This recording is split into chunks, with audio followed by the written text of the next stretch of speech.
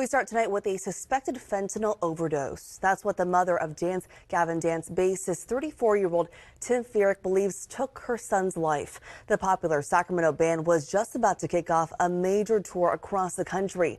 And now, 1 month later, the band and Feerick's mother is opening up to ABC 10. ABC 10's Luke Clary has a story you will only see first on Late News Tonight. On the back of a 10th studio album, rock band Dance Gavin Dance was set this spring to kick off a major U.S. tour in their hometown of Sacramento. Longtime bassist Tim Feerick grew up in Folsom. There's where he's pretty little. He used to go sailing. His mom, you don't think of your son as looking cool. Bernadette Alanese, or handsome. To you, he's just your boy, watched him grow up to achieve his dreams, but he was never far from reach. He was a good boy.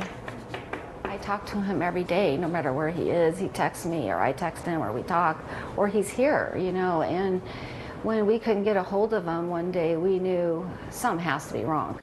Tim died April 13th of a suspected fentanyl overdose at his Sacramento apartment. He was 34. So, I just wish I could have him back. I'm sorry. After he passed, we all were devastated. And, bandmate Andrew Wells misses him too. They shared the stage countless times. I think our fans, they love us enough to know that if we would have canceled the tour and said, no, we can't, they would have understood. When the news broke, fans put together a memorial at this Dance Gavin Dance mural in Midtown. The band faced a difficult decision: what to do about the tour. We talked about it, and we're like, what would Tim have wanted? I know Timothy wouldn't want him to not play. He would have wanted us to go out and pay tribute to him and do what he loved most, which was play music. They were sweet enough to ask us, is that okay? And we said, yeah, what about going on tour? Yeah, go on tour. A friend of the band taking over on bass, Bernadette and her family stood backstage at Swanfest, where the tour began. And fans shouted, "Thank you, Tim."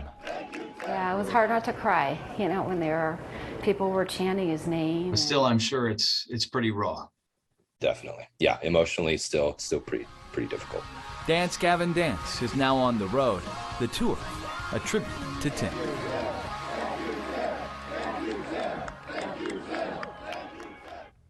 And Bernadette told me that she was the one who found Tim at his apartment. You can only imagine the heartbreak. The most recent state data shows nearly 4,000 people died of a fentanyl overdose in 2020. And it's a problem law enforcement says has only gotten worse. Ananda.